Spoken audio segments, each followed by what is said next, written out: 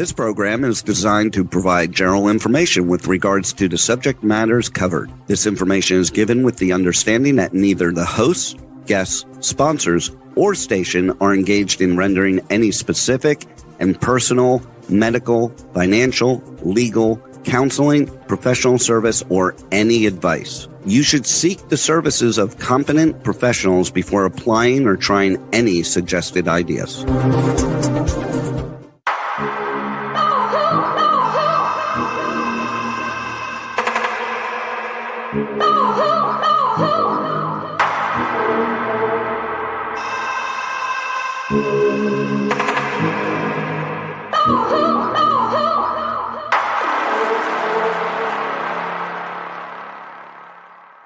Good morning, true seekers and true crime junkies. Welcome back to another episode of Hit the Road Jack, Finding the Zodiac.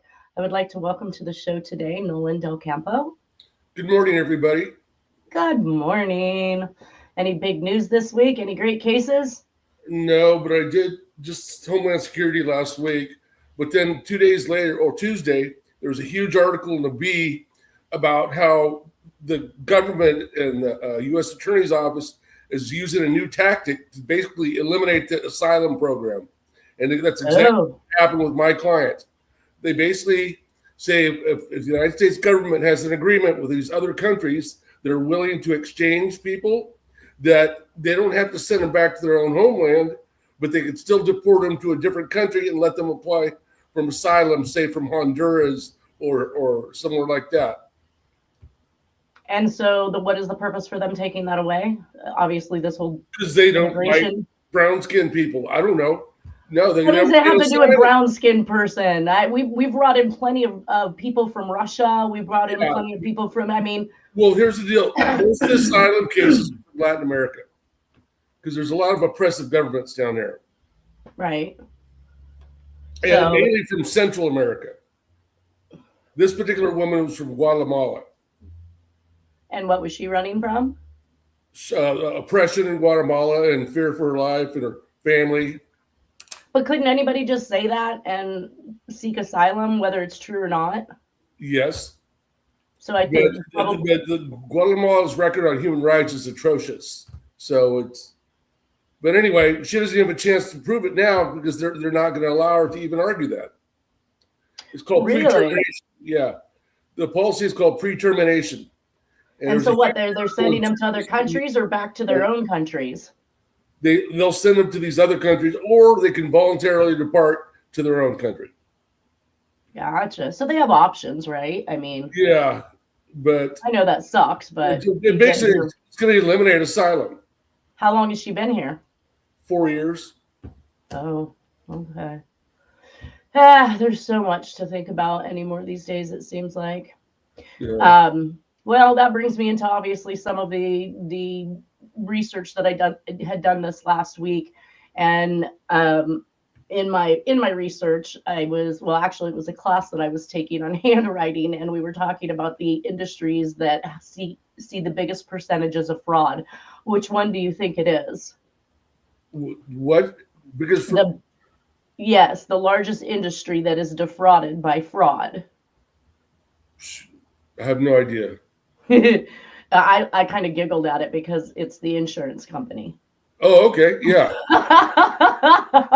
Which I feel like obviously that's paid protection. That's mafia. That's mob. That's the people who used to loan the mob money, right? Because banks wouldn't do it so that they could get themselves up and running in casinos and doing all that kind of stuff. So when I think about the origin of insurance or paid protection, it emanates from the mob, moves into the unions and then insurances. And oh my goodness, I don't know. I got a tickle out of it simply because how much we've talked about what the insurance companies have done for people like the mob and other nefarious means. Good morning, Lindsay. Good morning. Is that a bubble? Yeah. Is it bubble?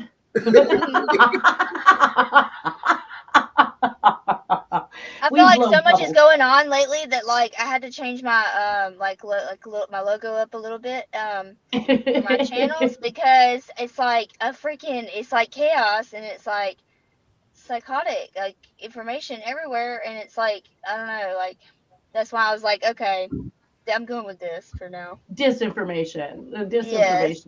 I have like literally taken a break from Facebook for almost a month and a half. It's been very, very limited the amount of time I spend on it, either to promote my show or I wanted to see something that came across by email specifically. But the rhetoric and the the misinformation and the media warfare has got me so like I don't even want to get on anymore because I can't even make it through like 2 posts without seeing some crap that's, Well, yeah, I've been disconnected with Facebook. But I still have it there, and I get on there, check for it's different, like just to check on friends mostly, once in a while. But once I actually completely like took that step and like literally stopped looking at it all the time and I feel so only much just better. like a couple times a month, it's like you don't even know how like refreshed you feel. It's crazy.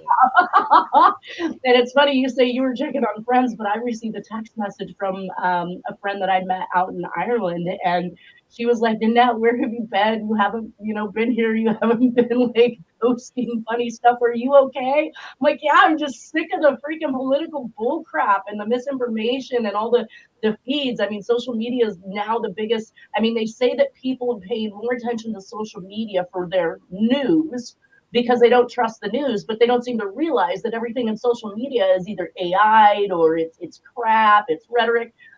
In fact, I wanted to talk about that video you just sent me in regards to the ADL because I'm going to climb into that with the Ghosts of Mississippi. But I couldn't. I would love to play these kind of things and send them on, but the problem is that it looks like so many areas have been cut and clipped for it to appear that they're saying the things they're saying that I can't trust it.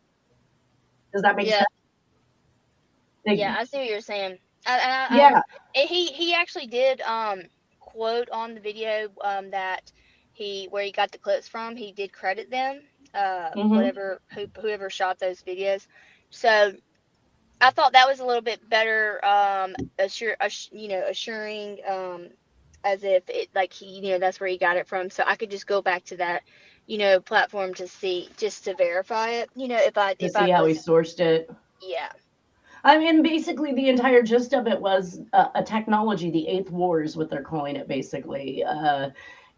Spying on people and watching their social media posts and suing people who have podcasts that talks against the ADL or against Jewish people. Like, I don't have a problem with any person, any culture, any race, just the bad people of them. And I know if we just say this, that, or the other, then that kind of clumps and globalizes and includes everybody when there are lots of good people in every race and culture out there. So that's what really kind of got me on the kick with the Ghost of Mississippi, because we just got done talking about how the ADL would make their own hate agenda, right? They would do some propaganda that would get another party upset, somebody would die, then they'd get this other party to go and kill over here, and they were creating this mass chaos that caused everybody who was Jewish to believe if they didn't continue to fund this company and make money for these people, that they would not have any protection. And they'd actually, I want to say in that clip, said they took out a $5 million lawsuit against a podcaster who was speaking out against them. And I think that's insane. Mistakes they make too is to equate any criticism of Netanyahu or Israel and to mean you're anti-Semitic or you don't like Jews. That's not the case whatsoever. It isn't. Exactly. But they're going to turn it into that. Yeah. They want to paint it. Oh, you're anti-Semitic. Yeah. Yeah. I've been given a name when I don't hate any of you. I just don't like bad people. I mean, and I speak that very loudly in regards to every culture and race. It doesn't matter what you are. If you're bad, you're bad. I don't like Yahoos. I don't like Yahoos. Tucker Carlson. They do it to Tucker Carlson on a daily. Like, Tucker Carlson has stated many times, he's like, it's not as a whole. It's the ones inside that are corrupt and blah blah blah. So every time he points something out, whether it's about 9/11 or this person doing this crime, they literally will make a post about him, and it's insane. He's like the number one that he's still fighting against it and still speaking his truth about everything in disarray of whatever they say, which is that takes a lot of strength to do. Do you guys remember that propaganda that they put out? And I want to say it was sometime after 9/11, of course, when they were trying to alleviate the fears of East Indians, because, of course, the United States tried to put this on the East Indians, this, terrorist attack. And so they started taking out things from movies where they were portraying either Jewish people, Black people, or East Indians from looking like they are the villains in movies. Do you remember that stuff that was going on? I don't. No. Do you have a specific movie that maybe? Well, so for instance, I watched Ghosts of Mississippi. It was made by Rob Reiner, and of course, he just recently passed, right? Yeah, yeah. But obviously, being Jewish in the movie industry, he puts out this movie, Ghost of Mississippi, which was on Medgar Evers. Medgar Evers, yes. Medgar Evers. A civil rights activist who was murdered by a white guy. And one of the clips was actually a Jewish person saying they didn't like niggers or Jews. And I was like, oh my God. Like, what? Yeah, who puts this? I mean, you're creating that hate facade in this media. You're portraying to people that we should hate these people. They used to portray, Saudi Arabians as these villains on camels with swords. Oh, now I see what you're saying. Yeah. And they're devils and they're this and they're that. And this is the media that was doing this. And we're not in charge of the media, but we do know who is. So why would you then put that out there, but then try to take back later? And now you can't even touch a movie where there isn't some Jewish reference that's being pushed at you. Whether it's, they're wearing the yarmulkes or there's the Jewish star behind it, or they're making it extremely clear what their agenda is to promote in these movies. And before it was hatred. And now you want to clean it up and say that we shouldn't be the ones hating? Why would you make a movie like that? Why would you make those statements? I don't understand. It's like the energy that they feed off of. They feed for that energy, and then once they get you in that state of mind of emotion of anger, then they have you right where they want you. Yeah, and then it just gives them that opportunity to lash out to you. It gives them that. Right, and then if you talk out or speak out against it, now you're an anti-Semitic. Yeah. I'm just at a loss for the game that they're playing with us psychologically, but we do know that it is psychological warfare 100%. 100%. So we had some comments on the show last week that actually came in the comment section of the live show, and it was at Grunge 90s Music. He says, my suspicions tell me Don Chaney after watching the 2007 documentary. Can somebody please tell me the 2000, and I don't know why he said documentary, because I want to say that Zodiac was a movie in 2007, but there could have been more documentaries I haven't watched or didn't catch. But a 2007 documentary. Good idea to go back and look and see. Right? See what lies they're telling at that point and how they've changed or evolved over the years. That's kind of what I feel like I do. That's why I watch every single one, just because of any case, because I'm always trying to see what parallels I can pull out or what changes I can pull out, because that's how you know it's a prime indicator of deception in their story. Now, and who is Don Chaney? I know that he's somebody in politics, but oh, Don Chaney. I thought it meant Dick Cheney. Dick Cheney was the vice president, but I don't know who Don Chaney is. I don't either. So maybe that's a real person and not a politician. I think it was like they were trying to say Chris Christie or Doug Christie or whoever that Christie guy was. Another politician was the Zodiac as well. But anyways, he continues on to say, I feel like he knew he wasn't going to be around for long. I might have to actually now look at Don Chaney, because I saw the last name. I just figured it was a politician. And then at Jacob Schulte 7907, he's the one that commented last week in regards to Jack Terrence not having enough letters to meet the Z13 criteria. And he said, you can do that. Well, I had responded back that Jack actually does fit if you include his middle initial, which he consistently used all of his life. And he says, you can do that with any suspect. Just saying Ed Edwards is 13 characters as well doesn't mean anything. And he's right. It's exactly. It does not mean anything, these solves these people are coming up with, because it's literally, I'm going to show you through this cryptography how impossible it would be unless you actually have the solve to be able to even come to any type of a conclusion in these messages without a key. But what it does mean to me is that I could not rule Jack out. So in my travels through this case, my goal was to hopefully find some piece of information or get some evidence that would support Jack Terrence could not, no way is he the Zodiac. And not only have I not been provided it by all the naysayers like Mike Morford or Tom Boyd or Orange Jack or any of these people who want to, dig Dennis up out of the grave and call him a liar once again for frauding evidence he didn't fraud. Not once have they come out and actually brought me any evidence. And that's what this whole case is supposed to be about. I mean, I'm out here producing it for the public. You're welcome to come in and chime in anytime you like, but show us how it can't be. Don't bash the people who are delivering the message. Because once again, my whole goal was to try and rule Jack out. And every step of the way, all I could do is rule him back in. So yeah. It's funny that they brought up Edward Edwards, because not many people talk about Edward Edwards, and I found a lot of stuff on him, and so that's kind of weird that he points that one out, because I don't see that often. And I feel like Ed Edwards was somebody that a document examiner in the industry had backed, only he failed to realize that the handwriting he was making the comparison to the Zodiac notes was actually the minister of the wedding, because he was using a marriage certificate that is ultimately never filled out by the parties. They may sign it, but we don't fill it out. It's filled out and officiated by the person who's handling the marriage. So he ended up getting burnt in the butt by that one. It'd be interesting. Now, Edwards was a very, very prominent criminal. He did kill multiple people. He was he was like a Ted Bundy kind of dude he was like on these game shows on television and just smiling like he's just like a superstar, and then going out and killing people at the same time. So he was definitely I just don't feel like a serial killer does these type of things. Tell me another one that goes on talk shows. Tell me another one that exactly. It just doesn't equate in my mind. Like, you have better things to plan, like your next murder. Yep. Oh man. That's what was like mind-boggling on that one, because if you go back and look up those videos, it's hilarious to watch, because you're like, are you kidding me? Yeah. What? And I did see some of them, so.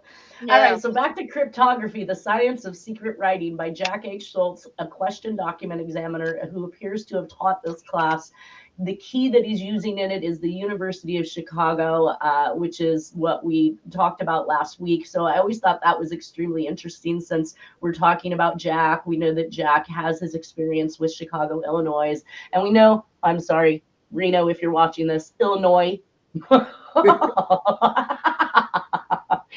Let me make sure I don't pronounce that S. I mean, damned if I'm, wrong every time there's a letter that doesn't belong in a word. So I had thrown up here because I thought some of these systems were very consistent with the Scorpion letters and the ciphers that were sent to John Walsh. And when I look at these, it's very obvious that there's no duplicative symbols, which is obviously what they talk about when they talk about multi-transposition or multi-substitution ciphers, where they use more than one particular symbol. Say they use 5 different symbols for the letter E. That way you can't map out how many E's are in there, because E being the largest letter in the alphabet, or the largest letter used in the English language, means that you should see more E's, and it would make it easy to crack somebody's code by figuring out how many, what was the largest used symbol in there. That equates to E's. Now you start breaking it down from there. And I'm pretty sure that's how the Hardens did it. They probably went with the notion that, double symbols are going to indicate double letters. And we're going to see that in here. So let me stop talking. It says introductions. Checkbooks, laboratory notes, computer programs, and blueprints are among the many sensitive materials each of us can create and use every day. Naturally, it isn't so much the physical objects themselves which are of value as it is the information each contains. Valuables are most easily lost in transit, and when data is hijacked, it is usually being transmitted or transported at the time. Codes and ciphers were invented to assure the security of information in transit.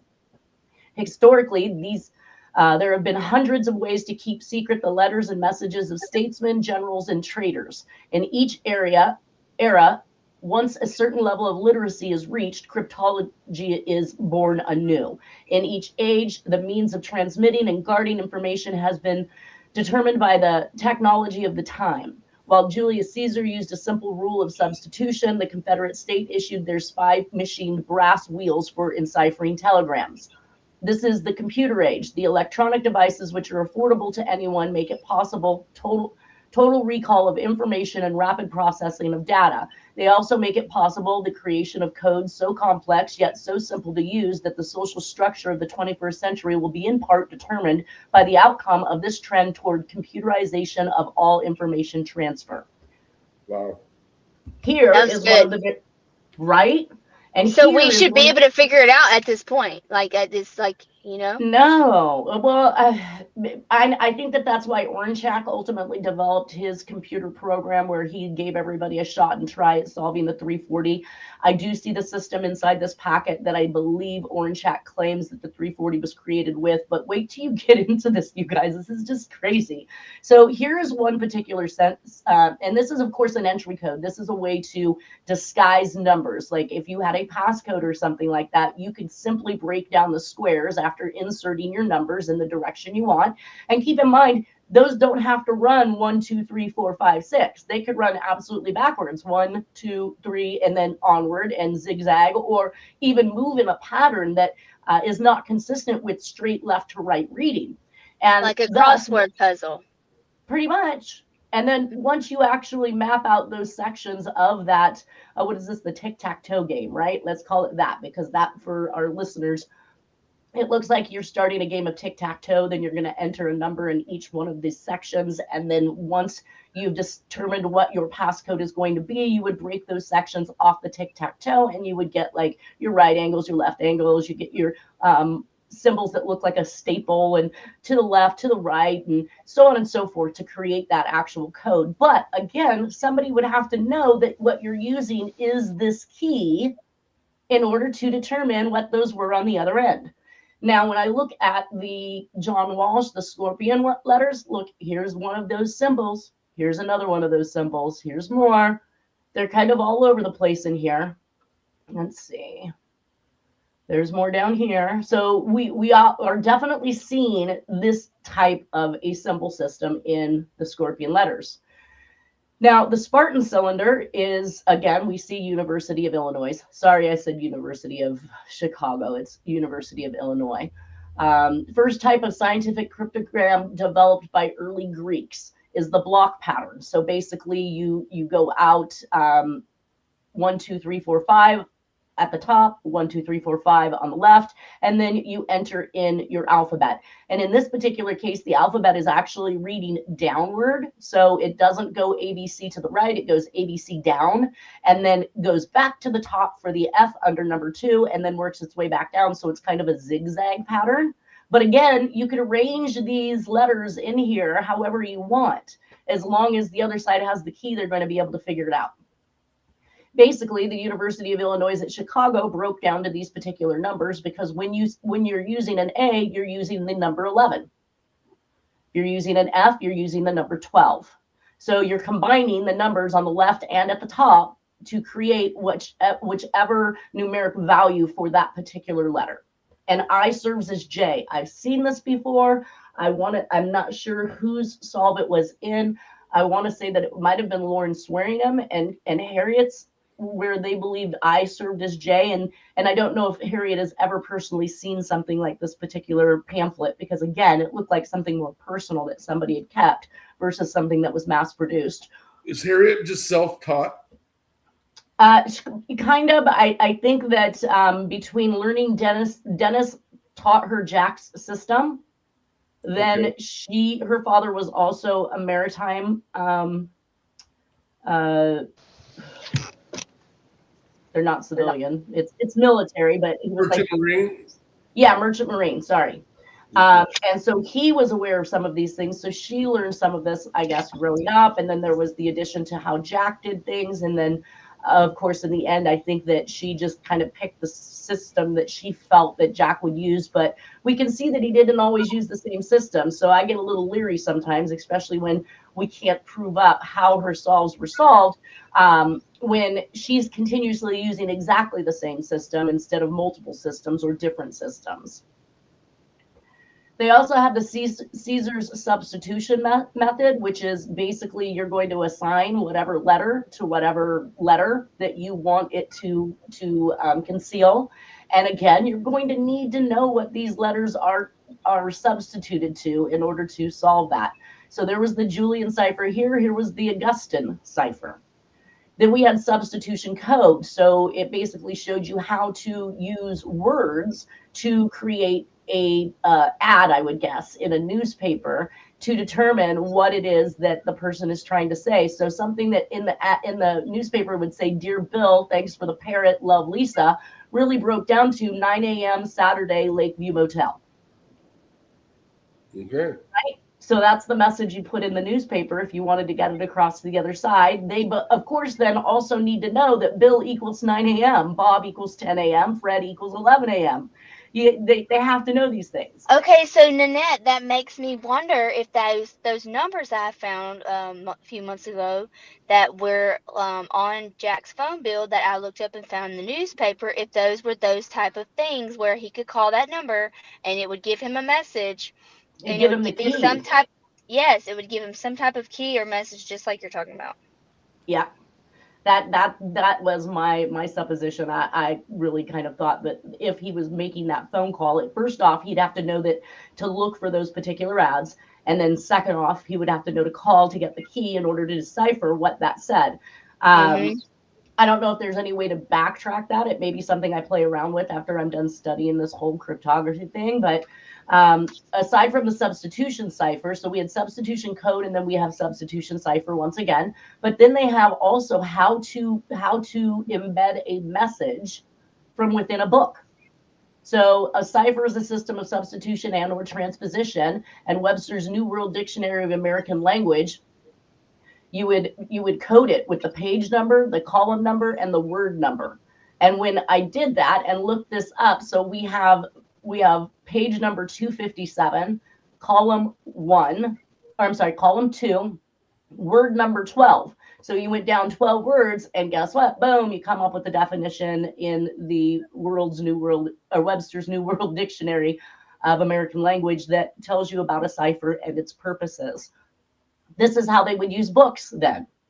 You get a numerical value that includes page number, column, if there's columns, I'm sure, and then the word number. So you're going to go down, and that, I think that alludes to the FBI making the comment that there was the first and last word of these messages from the Zodiac that they were looking at to create what Lawrence Swearingham did after he collected every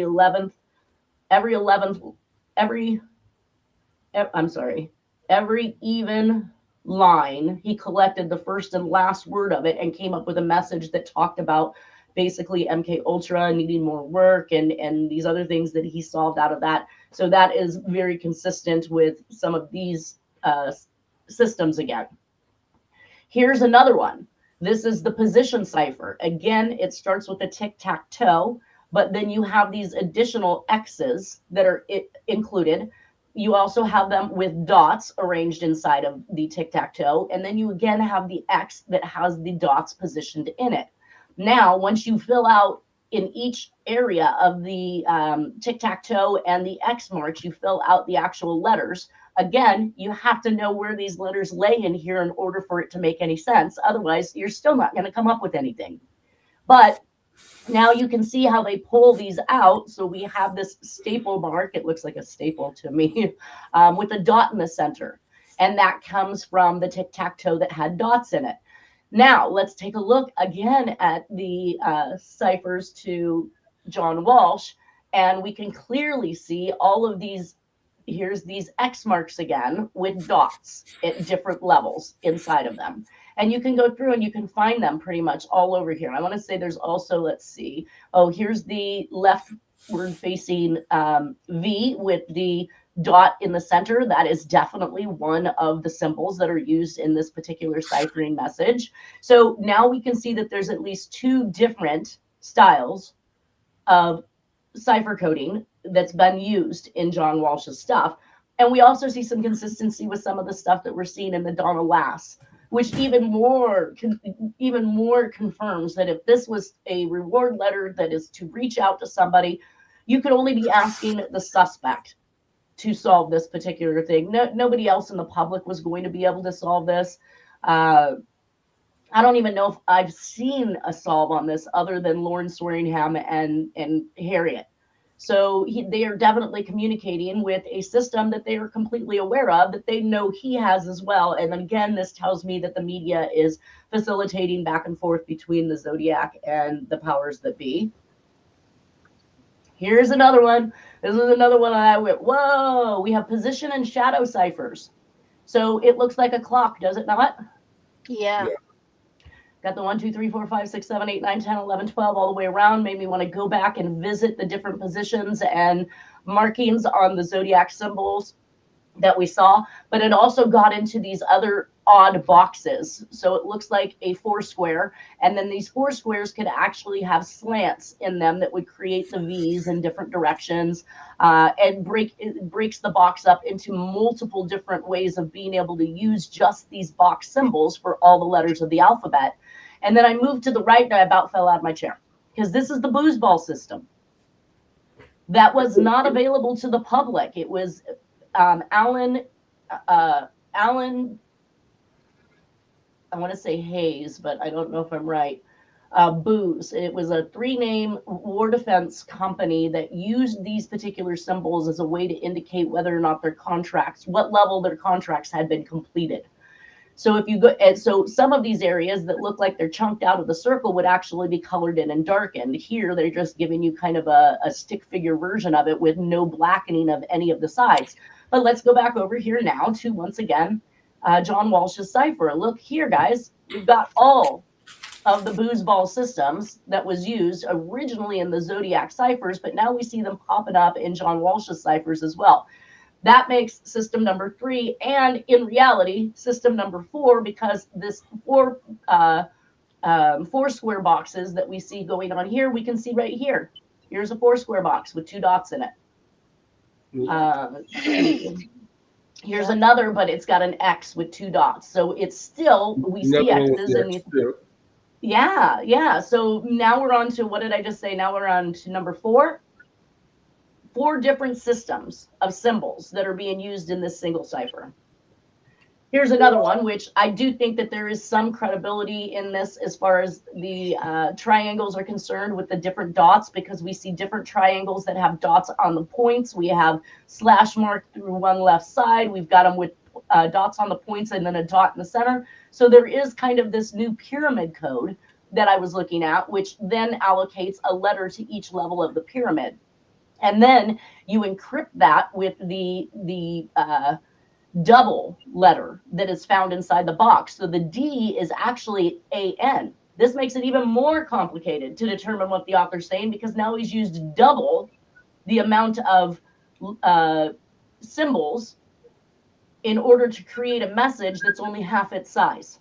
And again, without that key, I can't imagine anybody being able to figure that out. Yeah.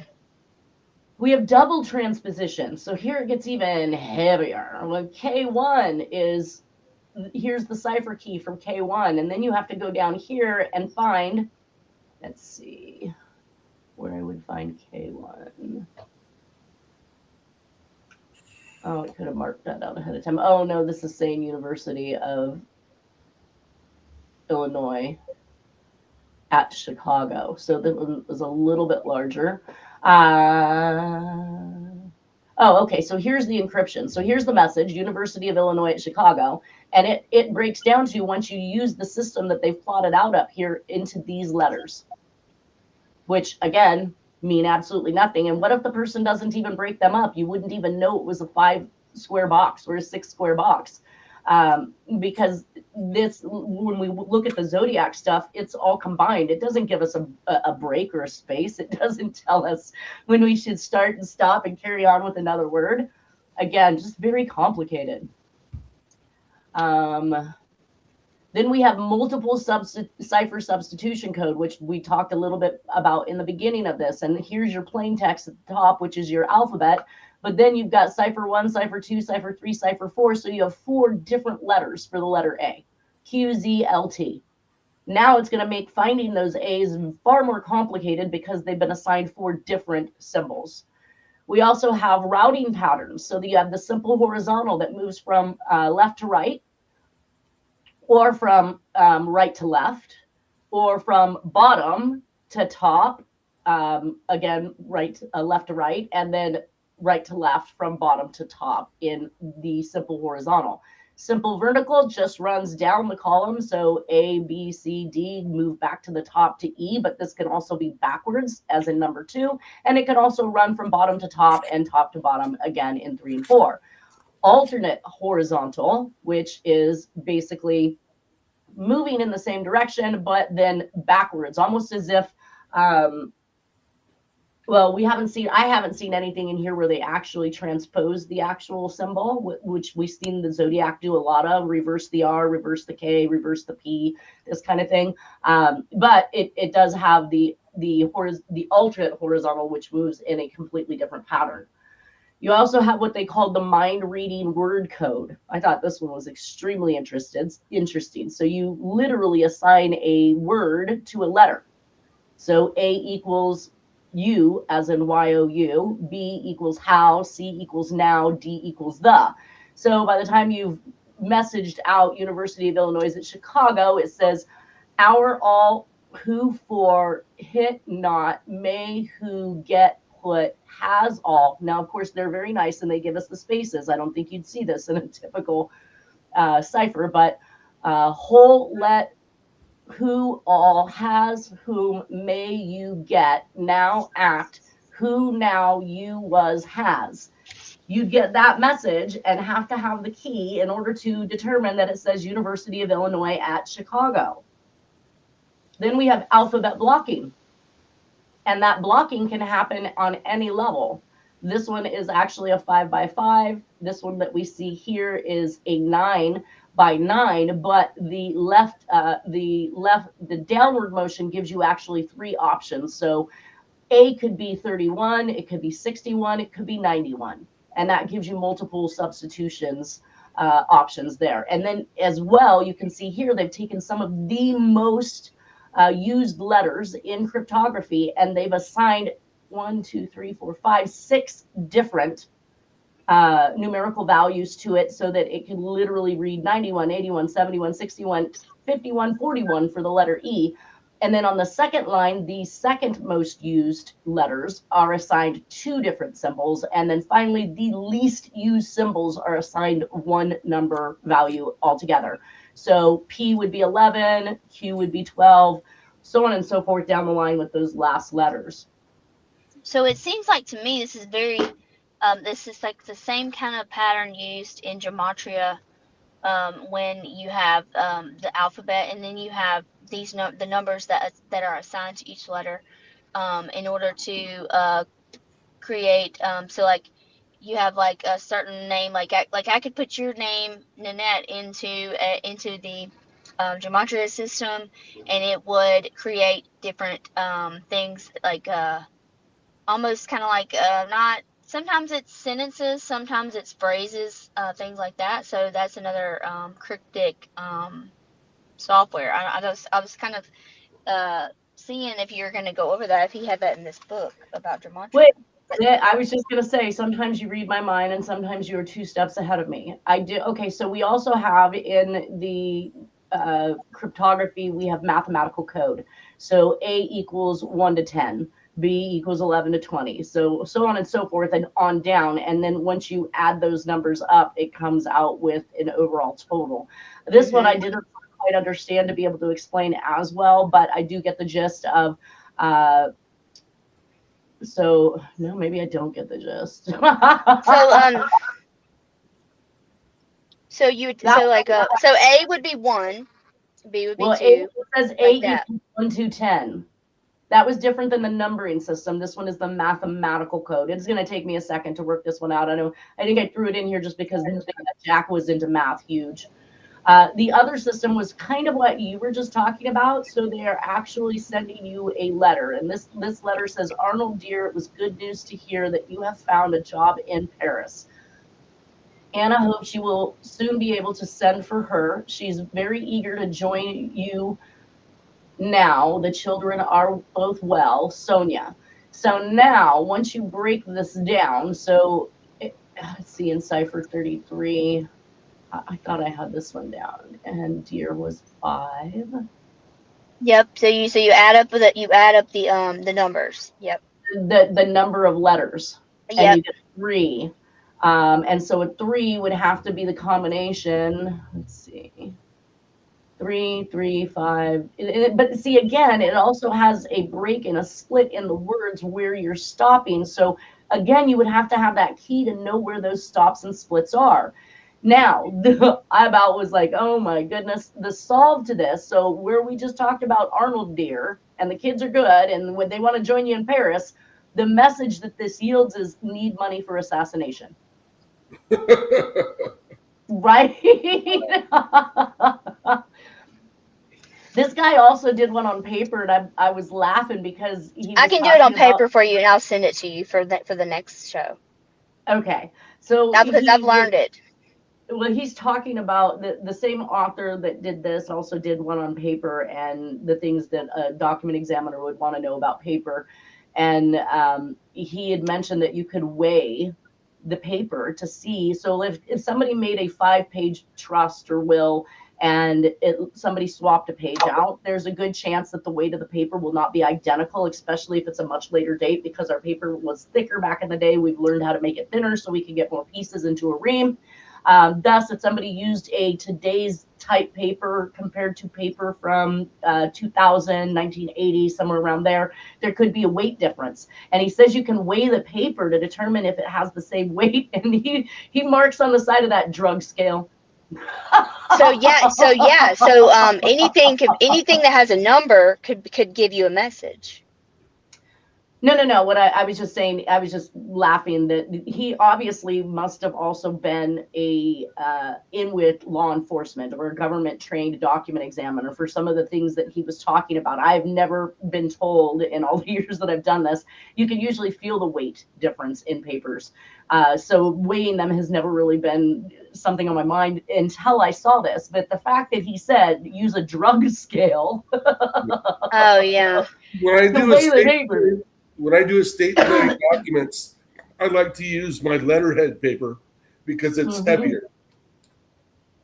And you can tell it's heavier and thicker. And even safer is to put in the diagonal watermarks that do not, they have watermarks that have an algorithm that the photocopier will not pick up. Thus, it is not seen and cannot be copied, so somebody else cannot imitate it. Also, it could have an embedded watermark. You can buy bond paper that has embedded watermarks, or you can create your own and ask for that to be made. And of course, you can't see that watermark until you put it on a light table, and then you can see the image of whatever that watermark is. There's a lot of ways to fraud proof your documents. I think I'm going to blog on that here shortly. Yeah, like a prescription, like when your doctor gives you a prescription, it's that's a heavyweight paper, and that's a security paper for a reason. Yes, absolutely. Those are not coming out on just standard paper. So now we have additional block versions, which this is where I said that there's a possibility that I think Orange Chat called it period 19 for the 340 cipher as he solved it, but I couldn't get it to work out. And there were still too many problems and issues with the system that he used to allow for an easy solve for somebody else to duplicate. But here's other alternate block versions. There's an alternate vertical. There are diagonal routes. So the diagonal route is the one that Orange Chat claimed to have done. The period 19 was a diagonal starting with the top left-hand corner and then moving directly downward or directly to the right and then downward. Either way, it moves through the pattern in a spiral or a snake-like design as it makes its way all the way out to the end. But then you need it to be even. I would think you would need it to be a 5x5, a 6x6. So I'm going to have to go back and look at the 340 and see if we have equally across the top and straight down in order for this type of design to work out. And I think that's where the confusion came in with me, is that his numbering system of what letter belonged where did not work out that way. There were some outliers. There were ones that did not fit into the program. And then there were just plain old words I think he just threw in there because it didn't say anything. There's alternate diagonal and there's spiral routes. Yeah. I would be curious to see someone do one like an active one. Like maybe we can do one actively. Yeah, that would be fun. So we also have simple vertical and clockwise. So you're working around in a circle clockwise until you make it to the center. This particular clockwise one says, suppose our message is enemy plans attack at dawn. It is going to be MAKT, amen, EYNT, AWNG, DCAL, PSAT. So that's the final transmission format, the letters that would absolutely in that clockwise pattern make up. And it says the italic letters G and M are nulls. So here's what I found interesting is that Terry B talked about nulls. So I'm going to have to figure out what nulls mean in cipher, but I'm thinking that they mean nothing or they account. No, it can't. Well, maybe it does. I would have to see AWNG. So this is 1, 2, 3, 4, 5. Oh, 1, 2, 3, 4. Okay, so the G is a null and the word is at. So I don't know. I'm going to have to go back and look at that one too. There's also a zigzag cipher. So basically you're working, and I feel like the zigzag is nothing more than the snake-like movement, but it goes up, down, up, down, up, down to get the actual answer. So it's basically making it look like that these are just a bunch of nonsensical letters that are put together over the top of each other. When you actually read it in that up-down position, you were able to decode it. University of Illinois at Chicago. It said, I is a null in this particular case. So again, we come across nulls. There's the rail fence cipher. I think this image here on the rail fence cipher is what I took to mean that Orange Hack had done, but it still moves in the same pattern as we looked at those other winding ones. And it depends on how you create the grid. So the grid, here's a 13 by 2 grid, here's a 2 by 13. So that would mean we would need to go back and look at the 340 and see what the grid pattern was in order to determine which direction everything goes. There's also diary code. University of Illinois at Chicago, insert W, X, Y, or Z between each word. And then encipher the message using the vertical block route. Very interesting. Here's another. Perpetrators of computer crime frequently have been successful not because of their superior talents, but due to obvious breaches of security. So here's another substitution cipher. We also have a frequency table worksheet that gives you dash marks for the actual letters themselves, and you would mark that out in order to determine what letter you were using in that. And it, of course, gives a numerical value. So the letter frequency distribution is step number 3. And then how to write an unbreakable code. Begin with a cipher, it says, and then message. Then take a table of random numbers and equate those random numbers to that cipher. The sums are transmitted as a new set of random numbers, and then you have the encryption, and it shows you how to do it. They've even got this little one down here, a one-time pad of the type used by international espionage agents for writing messages in unbreakable codes. Each page of random numbers is used once and then thrown away, hence the designation one-time pad. Oh, I really thought we'd finish this, but I know it's going to take a little longer for this last slide, and we are down to our last minute. So I would welcome you guys to make any comments that you would like to make for our last minute. Well, I think that this all leads to military, obviously. Yes. We see that Jack has that military background, as every single one of the serial killers in creation is literally has a military background. I was just telling my husband about this the other night. Every crime show I literally watch, I always make sure to note if there's a military background, and there's just like no way around it. Yeah, and it's like, wow, this is like a whole plan. Like they have these, and then we have these plans right here that you're going over, like different plans, different ciphers, different coding, and it's all. Wouldn't that takes me back to Sherry Jo Bates and Patricia Hout's letter? Wouldn't the story about a boy, designed killer, basically, the blueprint for a boy turned killer, be more interesting? And obviously, who better than the military to create those type of blueprint killers?